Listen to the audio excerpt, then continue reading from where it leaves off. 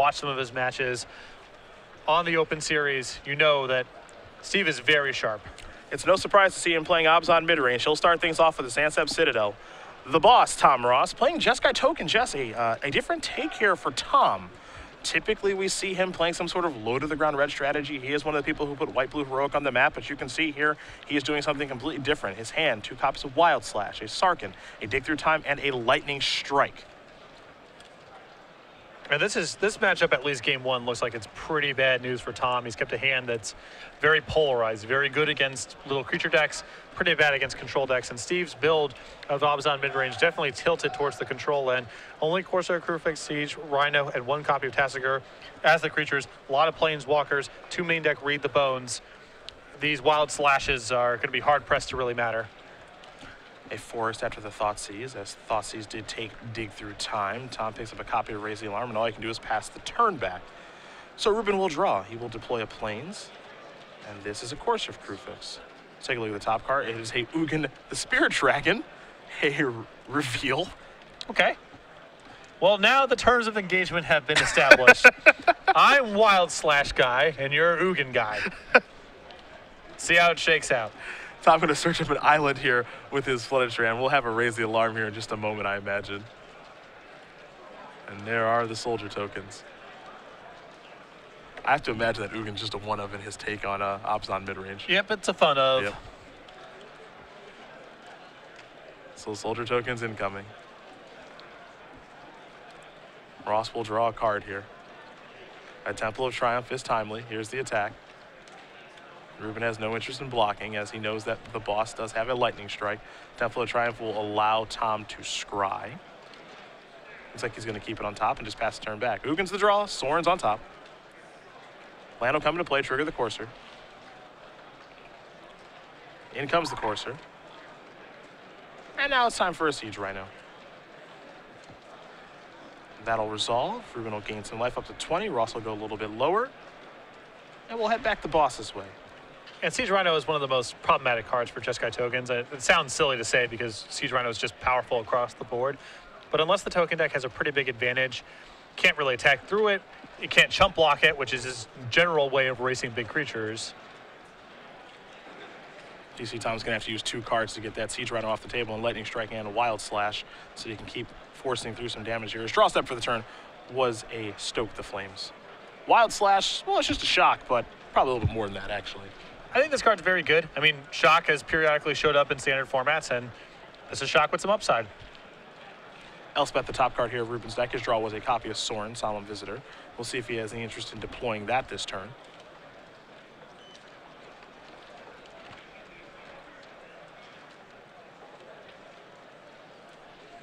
Yeah, tap some mana. You see there's a copy of Obzon Charm in his hand.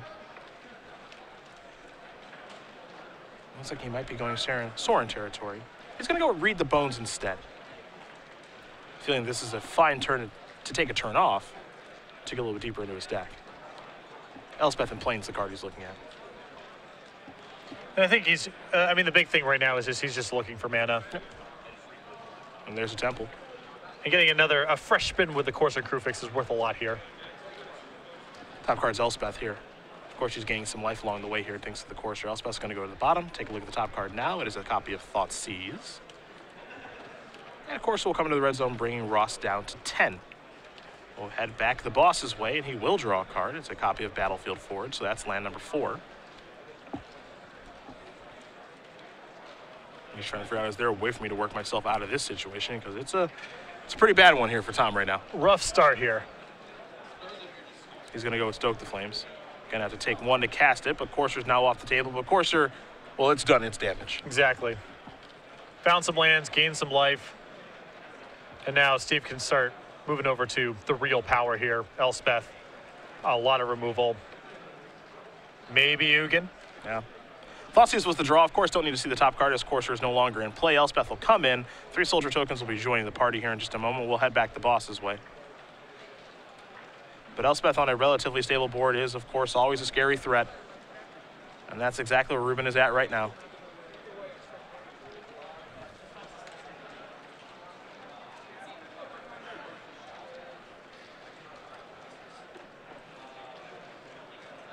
There's a Plains. This is a Sarkin.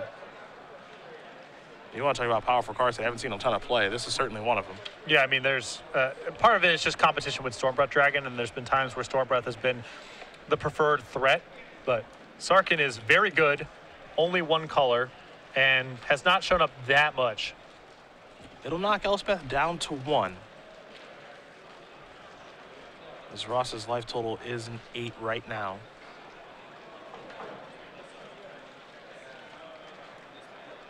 (2014), of course, the year of Tom Ross. You think about it.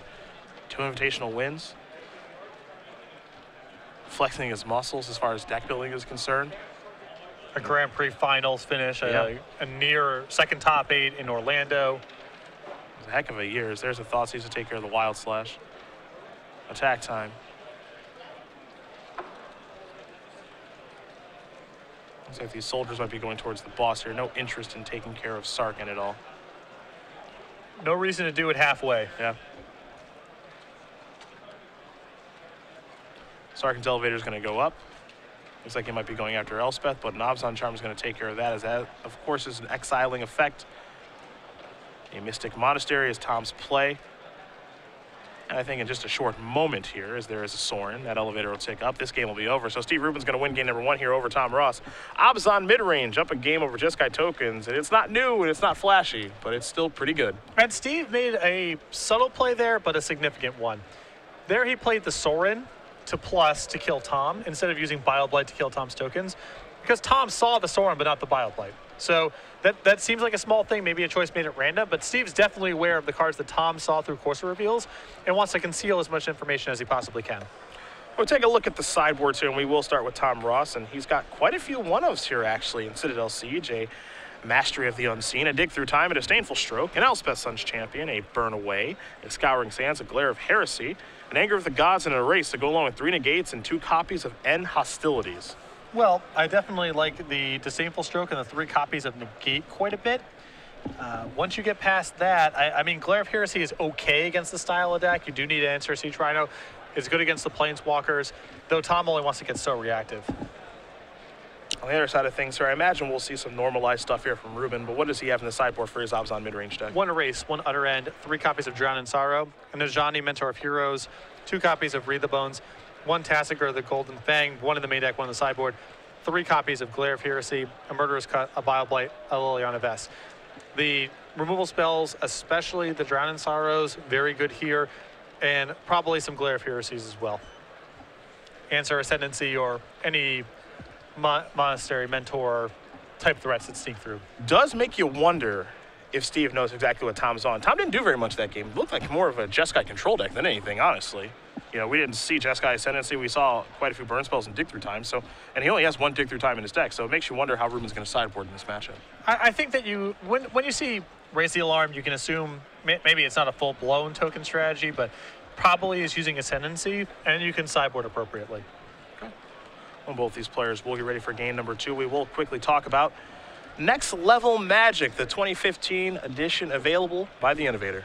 Yes, this is exciting stuff here. A 2015 update with new examples and new cards. The book has also been out of print in paperback for close to a year now, so this is an opportunity to purchase a paperback copy.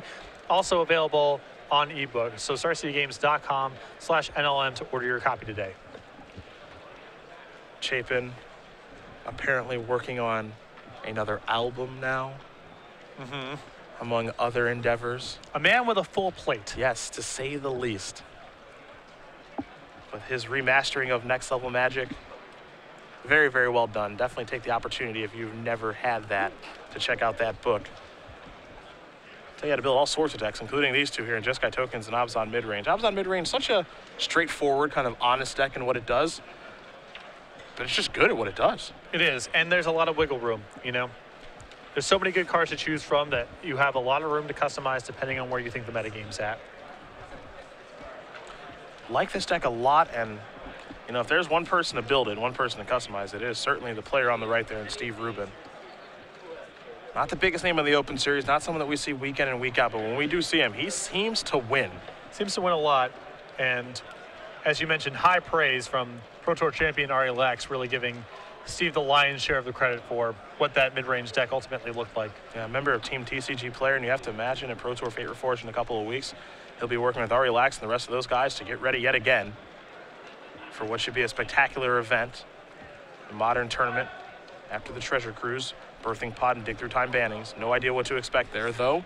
The Modern Premier IQ that will take place this weekend perhaps will give us a better idea. Yeah, it's going to be a whole new world, even though Treasure Cruise and Dig Through Time are relatively new addition to the format, and so losing them doesn't maybe influence that much. Birthing Pod has been over the format for years now. Yeah. And a format without Birthing Pod really, really changes. Those are results I'm definitely going to be interested to see at the conclusion of all of our tournaments tomorrow. Our Legacy Premier IQ, of course, that one's without Treasure Cruise, and then the Modern one without Treasure Cruise, Dig, and Birthing Pod. What the heck's going to win that tournament? Who knows? Scape Shift and Twin sound like good options. You know, Wild Nakado's been unbanned for a while, but we haven't really talked about Zoo at all. Perhaps it's time for that to come back. And remember, Golgari Grave Troll also unbanned. Yeah. And at the Grand Prix in San Diego a few years back, I saw someone doing well with a Dredge-style deck. I'm sure he would have been thrilled to play with Golgari Grave Troll. These players are starting with Tri-Lands. For the boss, it's a Mystic Monastery for Mr. Rubin. This is, of course, your Sandsep Citadel. A Temple of Triumph. Tom will leave the top card on top and pass the turn back. Steve will draw. We'll play a Caves and now Thoughtseize, get a better idea of what Tom's working with here. And you can see his hand, Monastery Mentor, among the cards. Looks like a couple copies of Treasure Cruise. Disdainful Stroke as well. For a minute there, I was like, is that 4 Treasure Cruises? But looks like actually 3 copies of Disdainful Stroke along with a cruise. A smattering of blue cards, we'll say. I think it's actually a 2-2 split. Fair enough. I'm sympathetic because, you know, the art's pretty similar. They are actually just strikingly similar now that I'm looking at them in that context. As Tom will play a Battlefield Fortune, pass the turn back. If Steve has something like a Courser or Read the Bones, it's a great turn to play it, and he will play a Courser. Top card there is Tassiger. Tom will play a Flooded Strand and pass that turn back over to Rubin. Tassiger's the draw. Temple of Plenty's on top. There's an easy attack for 2. Ross will go down to 18. Here's another copy of the Courser. See the land on top of the deck. We'll see if this does resolve, and it looks like it will. Oh, Ross will give it some thought here. Temple's going to come in, trigger. A little scry action, of course. Temple of Malleus is the top card. Can't forget about those Courser triggers as well as Rubin moves up to 18. And the Temple will go to the bottom. Top card here will be Ugin yet again. Going big. Oh, it's just too good to sideboard out. Such a powerful card. Once it's in play, yeah. Small detail. Well, that's what Courser's for. I'll find those lands. Helps. Yeah, it certainly does help. Not doing it by itself. You saw Ross sacrifice a Flooded Strand to dig an island out of his deck, another card in the graveyard. There's a Flooded Strand.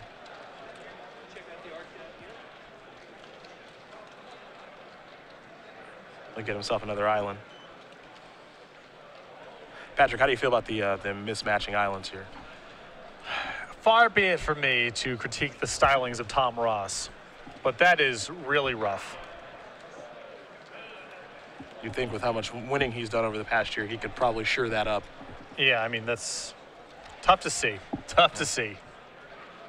Treasure Cruise done resolving. We'll head back Rubin's way. Ugin the draw, Abzan Charm on top. The Coursers will come in, bring Ross down to 12. Now there's a Siege Rider, bring him down to 9. Rubin will gain a little bit of life here.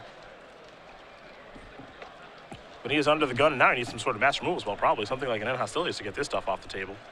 And I would be surprised if that card got brought in. I guess it's not impossible, but Steve definitely looked like the control deck game 1, and I'm sure Tom sideboarded accordingly. You don't expect to get run down like this, but that's definitely what's happening.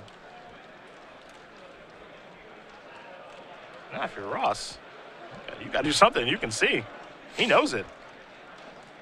He spent a lot of time drawing cards and getting thoughts seized, but it's like he might all he have to do is just play land, which is pretty boring. I've seen the raised eyebrows, jutting of the lower lip look from Tom in a few times where he's just getting his head kicked in. Yeah. It's a Tom Ross look. Here's a copy of Raise the Alarm. So look at 2 soldiers and a monk. Going to fill up that graveyard a little bit more, but he's not been able to get anything started either game so far.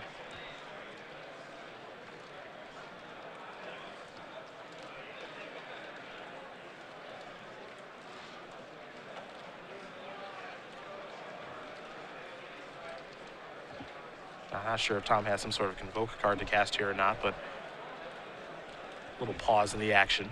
Maybe players getting their life total situated here before moving forward. Yep, that's exactly what they're doing, making sure life totals are good before moving forward here. But Tom is in a lot of trouble right now. Yeah, Siege Rhino, facing down Siege Rhino behind on the board is a very common losing position for Jeskai tokens.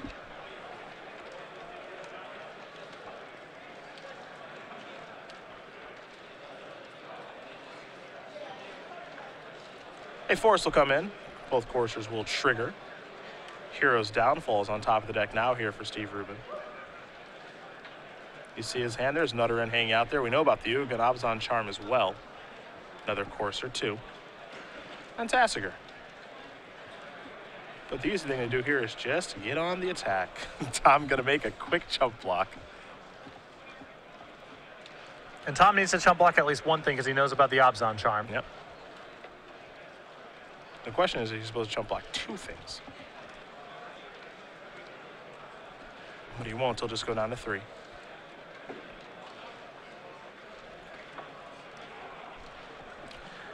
And there is the Golden Fang.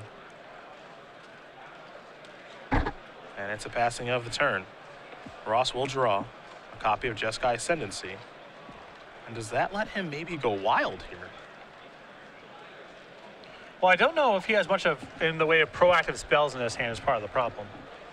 You know, he has counter spells, he has a Treasure Cruise he can't cast. You know, assuming that he casts the Ascendancy. Yeah, does have a Jeskai Charm in hand. That's a little bit of proactivity. I mean, you get the feeling he's actually not real. He's like not that far off. Yeah.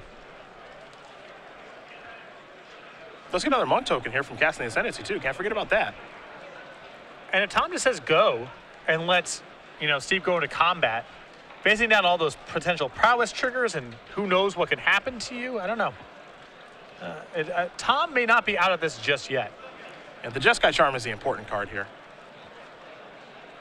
The Hero's Downfall might make things a little bit difficult, but Rubin will start by playing a land off the top of his deck. Siege Rhino's on top of the deck now. So it's going to touch interesting.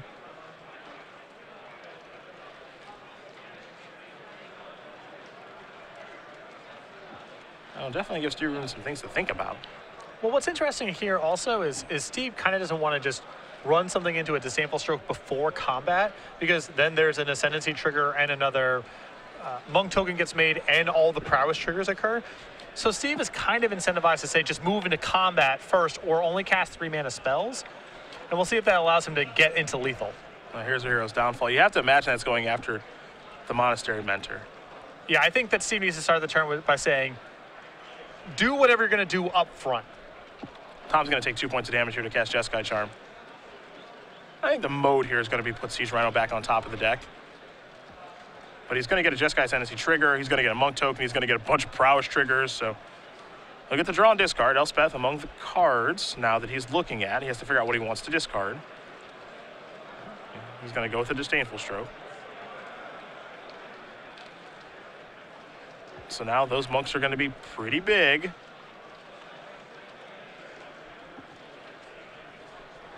And so he's trying to figure out the sizing for these cards. Now, the only question I suppose there is to be had is, what did he do with the Jeskai Charm? Did he pump his team to give him lifelink and +1/+1? And that's what it looks like he did, instead of maybe putting the Siege Rhino back on top. So it looks like the stack is clear at this point. Yeah, I would assume by discarding the Disdainful Stroke, he's not trying to put the Siege Rhino on top of the deck. Because he still has 1 stroke left over, so he can fight the Rhino that's on the top of Steve's deck, but he may not be able to beat a follow-up Rhino.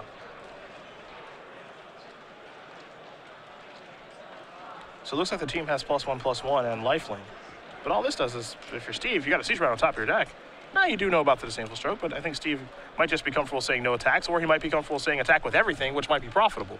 Well, if he can make any inroads into Tom's board without, you know, losing too much on the way back, it's worth a lot to him, you know? Tom's got an ascendancy. It doesn't take much for him to go wild here. I don't know if there's a good attack to be made, but it's worth at least trying to find it if there is. And that's exactly what Steve's doing right now. Now, those creatures are pretty big out there. That's the thing that you of course, have to keep in mind. But he's swinging in. Maybe.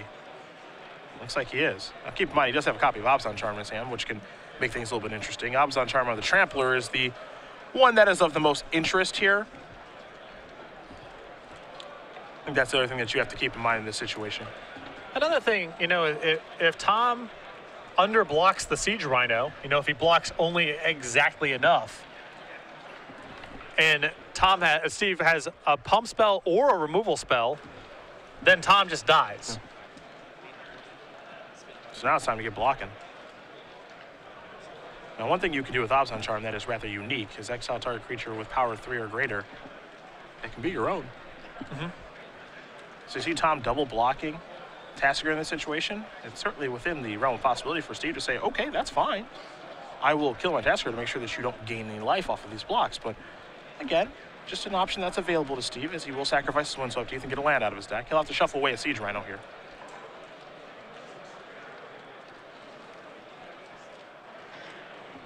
It looks like he's going to grab a Force out of his deck, but he'll go with the Plains instead. Courser triggers as long as he does remember them. And we'll see the top card of his deck here in just a moment, which is a copy of Temple of Silence. Here's Abzan Charm. He's going to put a +1/+1 counter on both coursers. Can't forget that you can distribute there.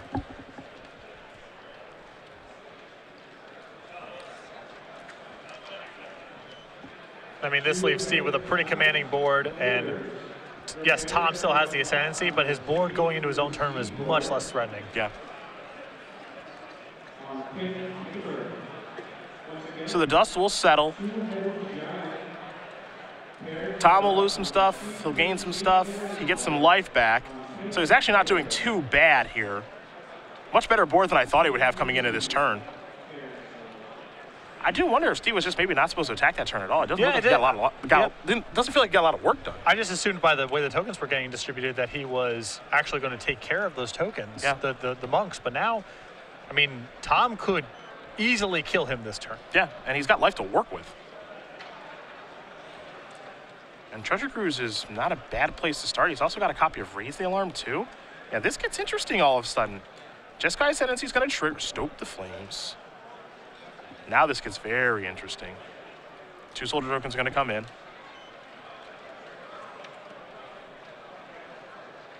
Here's a Treasure Cruise. Tom moving a little faster now. Yes. Well, there's daylight now. Yes, there are. Another Stoke the Flames. Now keep in mind, none of his creatures in play are red. So he'll actually have to use red mana to cast Stoke. Yep. Some of the creatures will untap with Convoke, but he can't do the, with the goblins that he would do from Hordeling Outburst. Untap, draw, untap, draw. Now, if he runs into a Hordeling Outburst while he's doing all this stuff, that works out great for him. He's going to discard a Stoke the Flames. So now he'll draw 3 cards.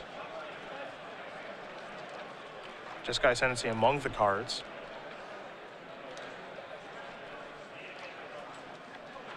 But this game has changed.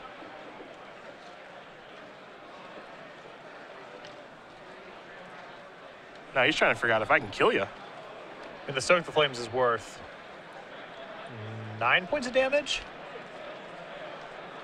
Yeah, I count 9. 4 from itself, 2 Prowess triggers, 3 from Ascendancy. Yeah, that's 9 points. Indirectly. Negate among the cards. Tom needs to make sure he doesn't get himself killed on the backswing, obviously. Yep. If there is a backswing. Here's a big attack.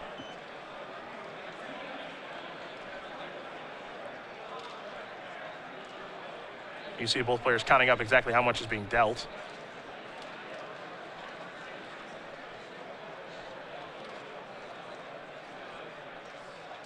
I had a feeling that might be lethal, and it is. So all of a sudden, in a game that I didn't think Tom was going to be able to win, I don't think Steve thought that Tom was able to win it either. Those blocks, maybe a misuse of that Abzan Charm. Yeah, I don't know if it's possible Steve missed one of the prowess triggers from the tokens. I think so. Something happened there because I think Steve was in a pretty commanding position. Once Tom uses the Jeskai charm, the worst case scenario is Steve says, all right, your turn. Doesn't engage in combat. The way things played out there, instead, Tom got to gain a bunch of life, essentially lose nothing, keep his Jeskai ascendancy, untap and win fairly easily. Yeah, what you saw is a lot of things on the stack turn. I think the confusion there for Steve is that he thought that those tokens were 3/3s, but if you take a look at how this stack resolved, you got a Jeskai ascendancy trigger. That's 1+1/+1. You had the prowess triggers from the mentor tokens themselves. That's another +1/+1. And then the Jeskai charm gives +1/+1 as well, and lifelink. So those tokens are actually 4/4s, not 3/3s. So when he confidently played Abzan charm and split up the counters onto the coursers, I think he imagined those were 3 toughness creatures, and that was just not the case. Yeah, you know, if you're in Steve's position there, he's losing 2 of those tokens. You're trading, the Tassiger is trading with a token. You still have your Siege Rhino. The board looks fine, but something got lost there because we were both a little taken aback when Tom got to untap there with as much of the board as he had. Yeah. And when the Ascendancy in play and two monks with prowess, doesn't take a lot for Tom to kill him. Yeah, all it took was 1 turn, and that got the job done very quickly. So we'll get a third game between these 2 great players here in just a moment. While we do wait, we talked about one book, and one good book does deserve another, or 4 of them in Cardboard Crack. Yeah, we have the 4th one available for sale right now. Very popular Magic the Gathering themed black and white comic strip. All of these books are available on sale right now for $12.99 a piece.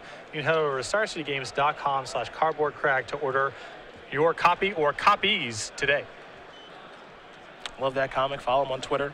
Big fan of all the work that is done there. Maybe a 5th book will be on the way. The first 4 have been very popular thanks to you guys. So definitely head over to starcitygames.com/cardboardcrack to be able to get one of these 4 fantastic paperback books. Interesting deck here from Tom. Not a lot of creatures. You know, he's got some copies of Soulfire Grandmaster and Monastery Mentor. He's got 3 copies of Hordling Outburst and Raise the Alarms. And then you got kind of a wacky sideboard. You know, coming into this tournament, this is not something I would expect Tom to play.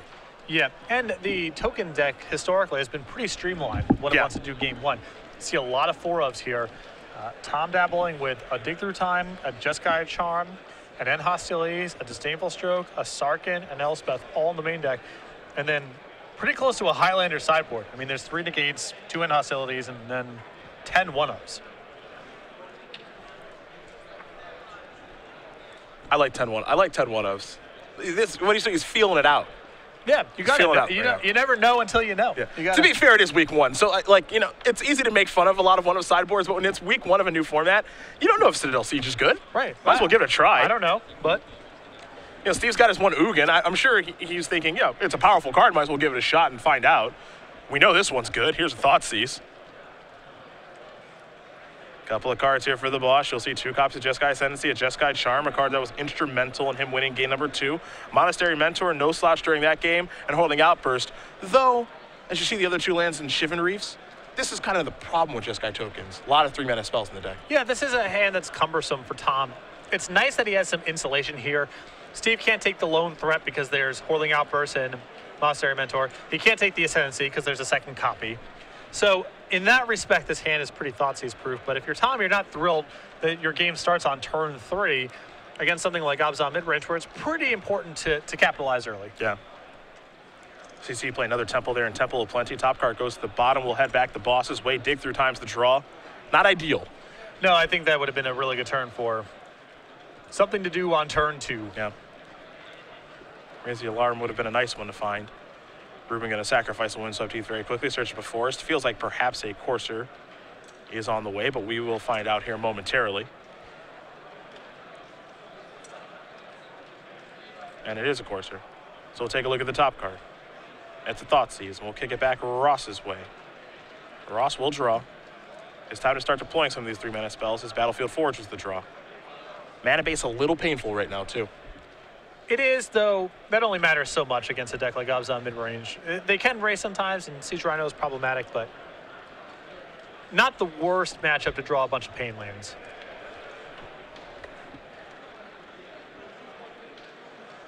Shivan Reef comes down. Hordling Outburst. 3 Goblin tokens will join the fray.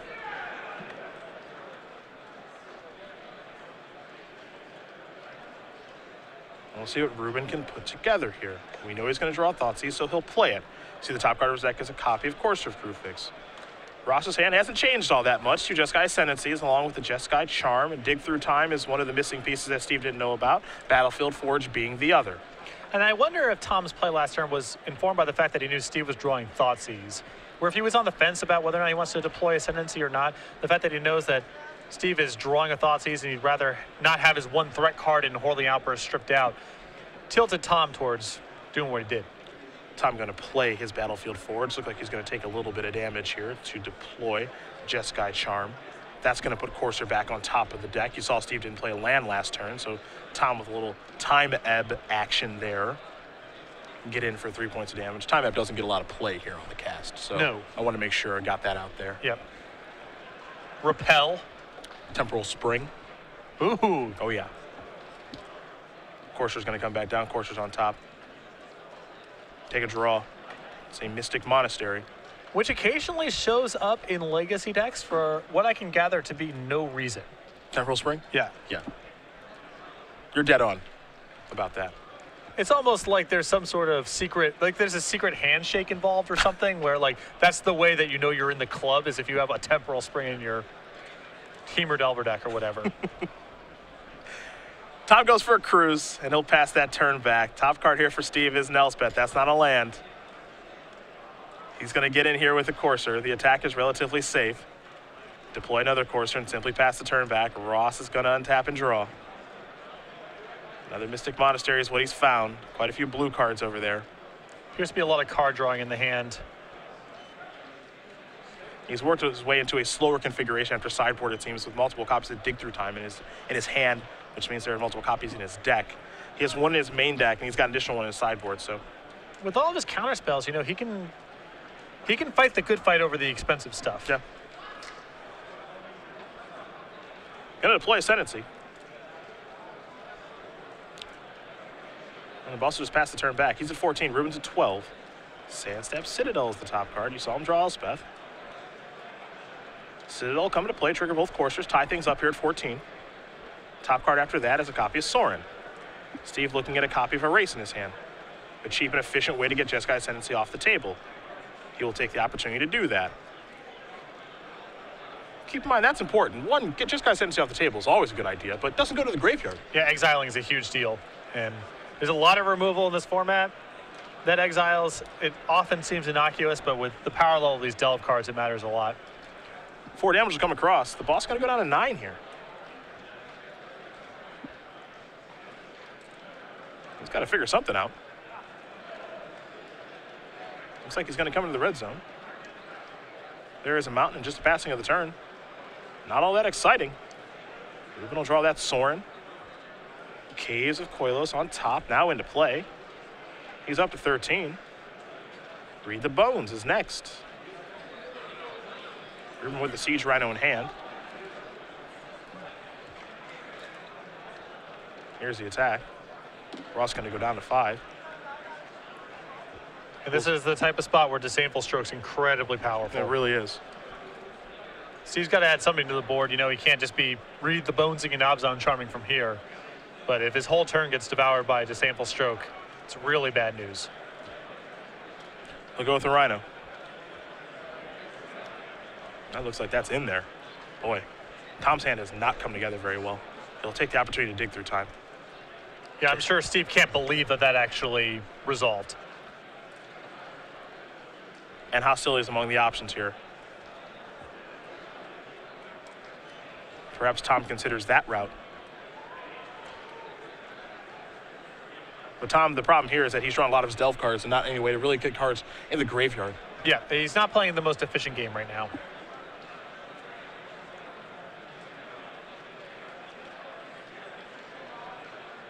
I mean, and Hostilities is curious. He's gone into this pure control route. I don't know if Steve necessarily anticipated it. Monastery Mentor the draw. You saw Tom take and Hostilities and Sarkin. One of my favorite attacks in Magic. Yeah. The attack before casting a mass removal effect. So there's an Hostilities. That's going to clear everything away. Now, you know he's not throwing a land, so if you're Tom, you're happy about that. You don't have to worry about Elspeth at this point. And you're hoping he doesn't have a siege round. So there's not a lot you can do about it. There's Soren. That's in. As is the vampire token that flies. Which is, oddly enough, going to be a copy of Tom Ross in a minute. There it is. Most bitter of ironies. Now, Tom does have an answer. Does have a Stoke the Flames in his hand. That's just a really good play there on Steve's part. The Soren's good enough to win if Tom has nothing. And he gets to try to keep the Rhino in the hand as his big play if he's able to bleed out the Disdainful Stroke. Plus, it's hard to pass up killing Tom with his own token. Yeah, that's bonus points. Yeah. If the play was literally a tie, that would tilt it for me. Yeah. But I think this is a better line of play regardless.